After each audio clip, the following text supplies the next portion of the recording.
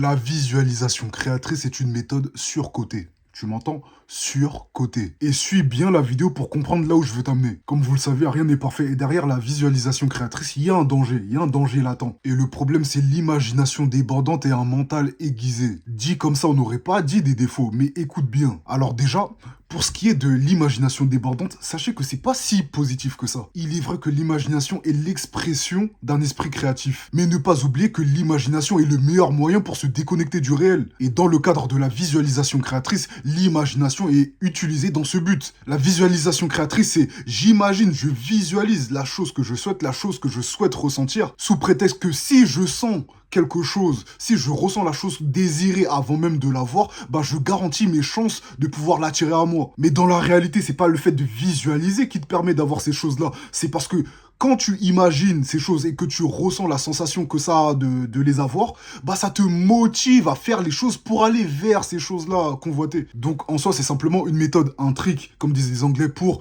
avoir la motivation de faire certaines choses. Cette méthode témoigne juste de l'addiction qu'ont certaines personnes d'être motivées avant de faire les choses. Et dans le cas de figure où une personne utilise cette méthode sans ressentir d'enjouement pour faire certaines choses, ça sous-entend qu'elle n'aura pas l'envie de le faire ou elle le fera pas tout simplement. Cette méthode de visualisation créatrice rend dépendant à la pensée mentale, à l'intellect. Pourquoi se motiver à faire quelque chose qui a du sens pour nous? Quelque chose qui fait sens pour nous est nécessairement motivant. Donc au lieu de vous forcer à ressentir des choses à travers votre imaginaire, essayez de trouver ce qui fait sens pour vous. Vous n'avez pas besoin de visualiser ce que vous voulez, ce que vous êtes. L'intention suffit à elle-même. Si vous vous sentez obligé de visualiser, d'imaginer ce que vous voulez, c'est que c'est pas si clair que ça au final. Votre volonté n'est pas si claire que ça. Votre intention n'est pas si claire que ça. Et la mentalité LODRF induit forcément une approche réaliste et naturelle des choses. Et comme je le disais dans ma dernière vidéo sur la volonté, et d'ailleurs, j'espère que tu suis, parce qu'il y a un schéma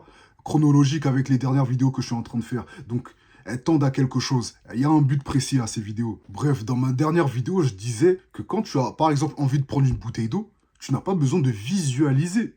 En fait, la volonté suffit à elle-même. Mais par contre, pour les choses que tu juges comme étant hors de portée, difficiles, bah tu vas commencer à visualiser. Moi, je pense surtout que la visualisation créatrice aide ceux qui ont un manque de confiance en soi. En fait, t'as pas besoin de visualiser les choses dans lesquelles tu es à l'aise, dans lesquelles tu as la certitude que tu vas pouvoir le faire. Tout à l'heure, il me semble vous avoir parlé de peur. Alors comprenez définitivement que l'imagination, c'est à double tranchant. Autant vous pouvez imaginer des choses vous aidant à vous élever, mais autant vous pouvez aussi imaginer des choses qui vous sabotent. Et très souvent, ce qu'on appelle peur, je dirais plus souvent l'anxiété, se projette plus sur des choses qui peuvent arriver plutôt que des choses qui sont assurées d'arriver. Donc quand je crains quelque chose par anticipation, même si ça paraît probable, ça reste quand même de l'imagination. La peur que je ressens est due à une projection mentale, ça n'a strictement rien à voir avec le présent. D'ailleurs, ma vidéo sur l'instant présent, tu dois absolument la regarder. Et il n'y a pas que la peur qui est concernée par ce phénomène, il y a quand aussi tu es impatient de quelque chose, tu es pressé de quelque chose, tu l'attends avec hâte. Ce qu'il vous faut concrètement, c'est faire confiance au présent.